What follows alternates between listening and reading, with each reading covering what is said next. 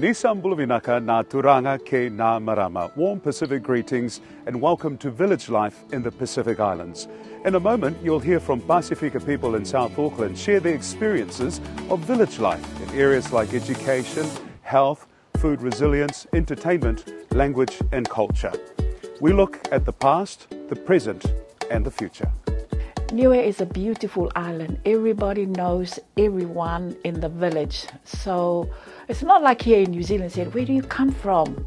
Because everybody knows. The first question said, ko hae tō matua hao. Who are your parents? I think going back to Tonga now, I feel very different, and some of the things I do, people kind of laugh at it, like walking to church or walking to the shop. It's not normal anymore in Tonga. You know, growing up in Samoa and having to go to the plantation, you know, at a young age, you know, I think I was 4. And I remember seeing you at one of the big telequiz that we had back home. I think she was only about 12 years old at the time, and she sang with her father, and they actually won that competition. I never forgot that. I never expected that one day this was the person I was going to marry. I grew up in a village called Wainaloka in the island of Ovalau. And in Ovalau there is a small town called Levuka. Levuka is known to be the first or old capital of Fiji, and that's where civilization in Fiji began. My mother is from a village called Pukapuka. That's located right next to Samoa, so sometimes everyone's like, are you sure Pukapuka is part of the Cook Island? But it's a really small village, over like probably around 500 people on the island. My parents came from Rotuma, the island of Rotuma, a beautiful island. And Rotu means church, and Ma means faith. So that's what Rotuma. And Rotu can be also worship, you know, fellowship and faith. Growing up on the island is the best thing. I mean, anyone can ask for the freedom to move around, you know, do whatever you want, go and swim, you know, have the kids play, you know, there's freedom. There's no barriers to what it is now.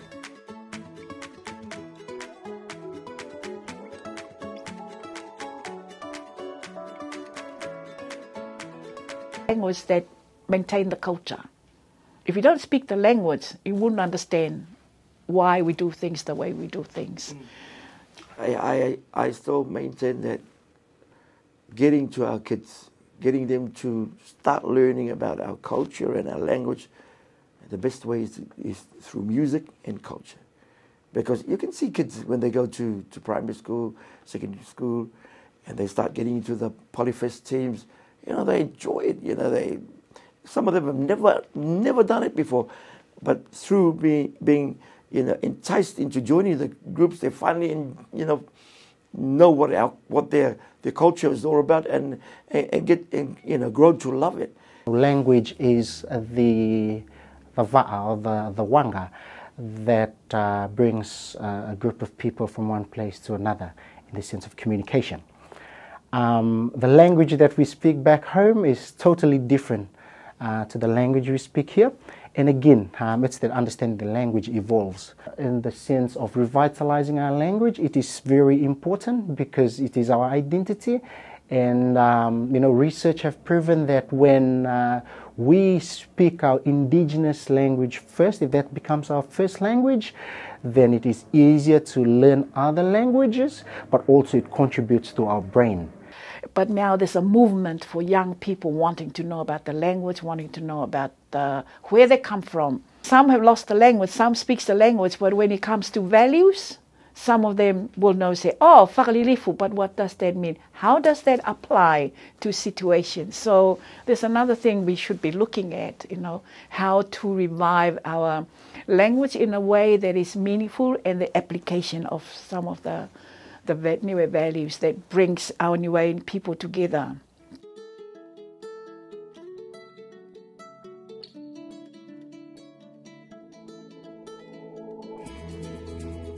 So it's about getting, you know, that learnings from your community, you know, collectively. So at home, you know, your mum and dad are, you know, teaching you everything about about life, as a Samoan, serving from the back or serving from the kitchen, and it's about, being part of your collective community, your church. So you learn a lot from, being within different settings. So when it comes to the village setting, you know exactly, where you go, you know where you belong to. For example, if there's a village meeting, you know what to do, you know what your role is, you know what to say. Wow, we went to school back in the days. We didn't have much in those classrooms, even the desk, the chairs, wooden chairs. But, we kind of appreciate it because we kind of improvise. And one of the things I love about us growing up in schools, back home in the villages, that we make do with what we have, and we get to appreciate, what's presented. We don't have much options and much choices. We go with what's there, and that's who we are. But the one thing I love about school and growing up, in the villages, is that we are creative. We improvise. We kind of, utilize our brains. The math, and we had to cram that. And I remember, if I was to give an example, even today I still use that as an example to our grandchildren. And they will say, Papa, yeah. Peter is walking to the door. Repeat. And you repeat that probably 30 times, again. And the teacher is saying, again, Peter is walking to the door. And sometimes it becomes funny, but hey, that's how we learn. Yeah. But these days, you do that, they probably think something is wrong with the teacher or the student. Yeah. So that's growing up, While we were at school, we were taught how to take, we were expected to speak English, and it was hammered into us that, speaking English is the only way for better education and for better jobs. So, we all spoke English. We weren't even allowed to speak Cook Islands Maori in our schools. Oh, the schools back home is it's just different. We share, desks, and we share books, we share pens. From a Western lens, it's seen as very, poverty. We didn't have much, but for us, in our context, we were happy. We were satisfied. We were always excited to go to school because we had the opportunity to learn together. Although the teachers were strict back home, but it was for our betterment. Schooling there is very different if compared here. It's very much a space where you speak Rotuman. That's what you do. Is language is very much there. Subjects are taught in English as well, just to help the students with the English language. For me, the best part of schooling there, you don't have to wear shoes. You're just walking with your feet. The other part too is quite challenging. Is our families, our parents don't have a lot of money to buy those flash uniforms. So, basically you can have only one pair of uniform to school for almost a year. It's just come back home, wash and hang. I think I was kind of lucky. I was in a village where there was school, even though it was the other end of the village, but it's still the village. It was 10-15 minutes walk. The school not only provide you the subjects during the day, but at night they set up opportunities. They open the school. If you want to come home or come back to school and do your homework and help from the teachers were there also from 7 to 10 at night for any of the students around.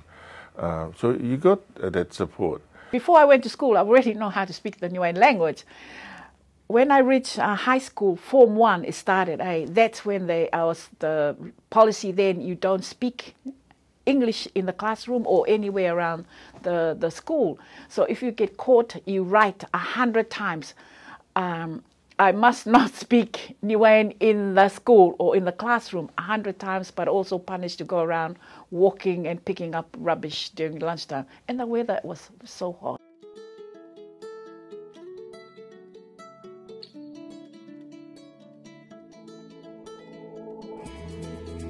Back home, when I was, growing up in Samoa, it's quite strong. When we have our family meals, our dinner, parents eat first. We weren't allowed to eat, with our parents. Us kids, we serve the me'ai or the dinner, from the kitchen, and then our parents have to eat first. And it's not until they finish eating that we then get to have dinner. I mean, those days, Lorenzo, we don't need the compass, we don't need the gadgets to be able to gauge that it's going to rain. As soon as you see the birds all flying together as a group towards one, and the wind is a bit strong, you know straight away, oh, it's going to rain very soon. I mean, it's those kind of wisdom, and skills that we learned. Hey, Melo, siya mo nasuka? Ren lang ko nei ki mo muli ko tamada mo iso nasuka. Oh, yeah, okay, Sando Nuna. What I've just said is, oh, Melo, so that's my nickname back home. Do we still have sugar? No. Can you go to auntie and uncle next door and ask if they've got some sugar? So it's the concept that no one can stand like a mountain. Everyone is related. And this is where the idea of connection to or relation to nature, the trees, the ocean, the heavens or the skies, everything is interconnected, interrelated. So when one part of that sphere is in need, someone else will have to reach out and help, because no one, like I said, no one can stand like a mountain. Maybe you're helping me today, tomorrow I'll probably be helping you. Kava, the sacred part of the kava, the ceremony has its symbolism, has its significance. It puts people in their place and people know where they are in place. Kava is a different thing. The club thing is the circular version of the kava drinking. When you enter the door, you're supposed to hang up, if you're a priest or a lawyer or accountant, or you hang up the wall and you come here, we're just everybody, and everybody's the same. I think it has its own psychological benefit. You can relax and just be who you are, and people can joke and all that.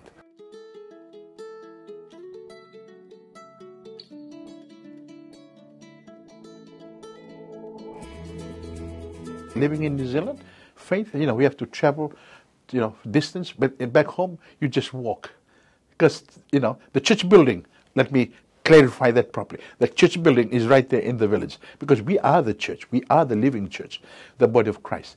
But the church, premises are right there, the building where we meet. But today we have to travel.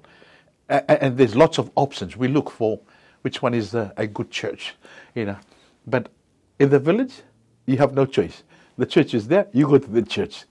And when you go to another church outside the village, then that creates another big talanoa conversation. But culture and faith, yes, they go hand in hand. From my limited knowledge, when Christianity arrived in Fiji, it came and it worked together with the culture so that our people could understand from their worldview. In the sense of, faith, there are most, theological teachings are based on Western lens, but culture is there to contextualize the belief and the understanding of scriptures and work together with underlying values. Like in Fiji, we have values of wakarokoroko, which is, respect, yalomalua, which is humility. So these are values that were already there prior to the arrival of Christianity.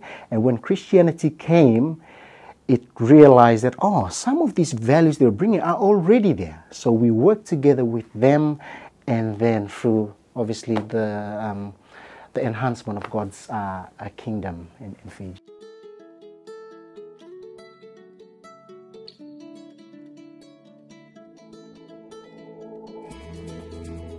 Thing is not having a fridge, to be honest, because you eat fresh food every day. If I stand today and compare to what I had back then, yes, I'll say I was poor. But back then, I didn't feel that, because I come home, there was nothing. The sea is always there. If it's low tide, I'll walk over. We can get things from the reef. At night, we light up the ama, the lights, and we go over and get fish. We never felt poor. There was always fruits, there was always food for us. Oh, 100%. You know, everyone on the island is so fit, and they're so healthy. Even our young people there as well, because they're fishing, they're out with the elders. That's part of their schooling. My mother gets up really early because she's known to fish, and so she gets up really early to go and fish so that we can have our school lunches and stuff. In terms of food security, we have our indigenous ways of gathering food and sustaining our people without overusing or over catching from the ocean, and vice versa in the jungle in our plantation as well. We have indigenous concepts that allow us to preserve food, so it's the whole idea of preservation. And reflecting on the pandemic that we've just encountered, when the Western systems fell flat on the ground in terms of trades and whatnot, our indigenous systems were the things that brought the people of Fiji together in villages. It didn't matter whether you didn't have a bread to make your sandwiches. There's always something you can take to school, and it didn't really matter. Or you can help yourself with your mates' lunches. Yeah. That's one thing. You can never grow. I always say that you don't get hungry back in the days. You don't. Because it's always right outside the house, there's always trees. And even auntie's tree or uncle's plantation, or there's oranges, there's pawpaw, all sorts. You never go hungry.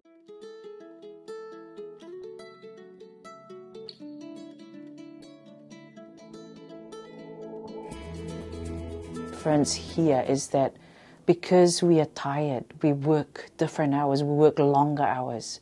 Our lives, some of us, are centered around just work, work, work. There is nothing else. Whereas the island, there's always a time to get together and play, a time to have a gathering for the community and for church. The alarms here on various times, and there's sometimes, if a household is bigger, and I know that for a fact and stuff, people just don't communicate. They just get up at their own time. We normally, I've never worked till like a full day and a night again and no sleep. So those are things that doesn't happen. But I think as an adult, you grow into it. But, home, there's always a standard. Whereas here, that's why we're stressed out every time. It's because back home, there's nothing to be stressed about.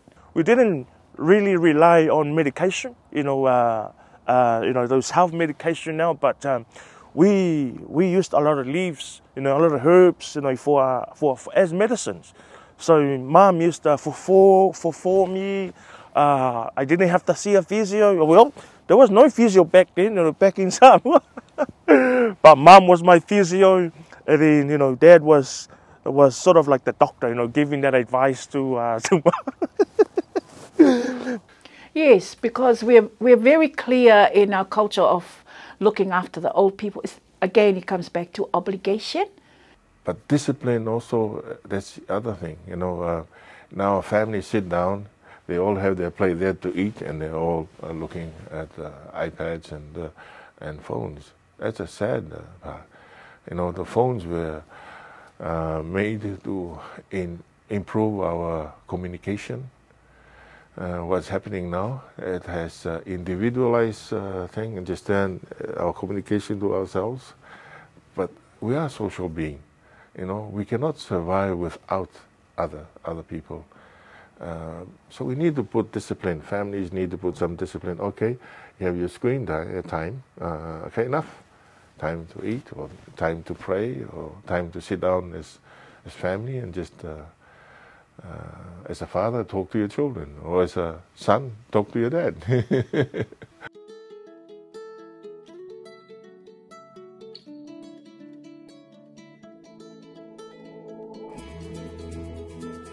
When you're just being yourself, having a good time, playing some music, even if it's a Pacific dance, or even if it's a Cookie song or a Tongan or Samoan, at least it's a Pacific song, they're going to connect to it and just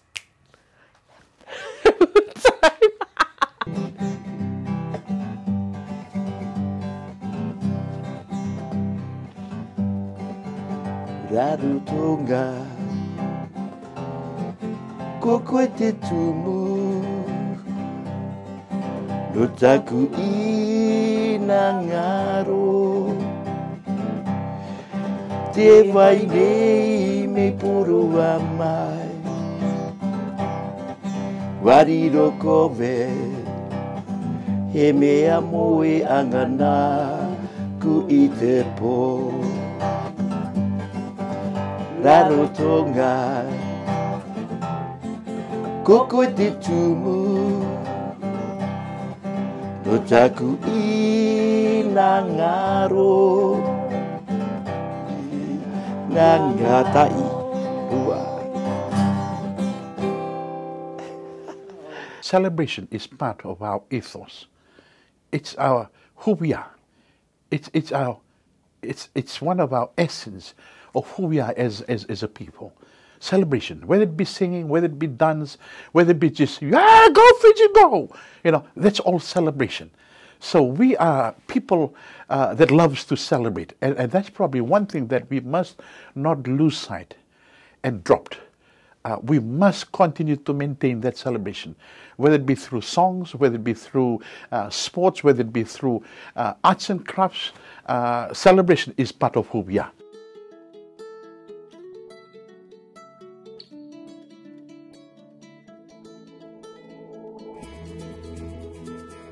Fiji will always be home, so as the beautiful island of Rotuma. And it's not far. It's different if we're living in America or Europe. You have to earn lots of money to be able to go home for a holiday. We can go back, every month, back and forth. So we've come to realize now that, we are blessed to be here. That's the reason why we came here. The going back home, is to visit, connect with families and friends, and home will always be home. But for now, I'd say Auckland is just a beautiful place. This is just like living in the Pacific Islands. We have all the Pacific Island food, cultural entertainment, movies, sports, everything. So for me, no matter where I go, even right now while talking to you, my heart is in Niue. And and every time I feel unwell, I always think of Niue. No matter where I go, Samoa will always be my home. Well, Rotuma will always be a place that I will never ever think less of, because that's home. My heart will always be a home because of the sacrifices and the struggles that my ancestors and my people endured. In the Fijian national anthem, I will die and I will forever die for Fiji.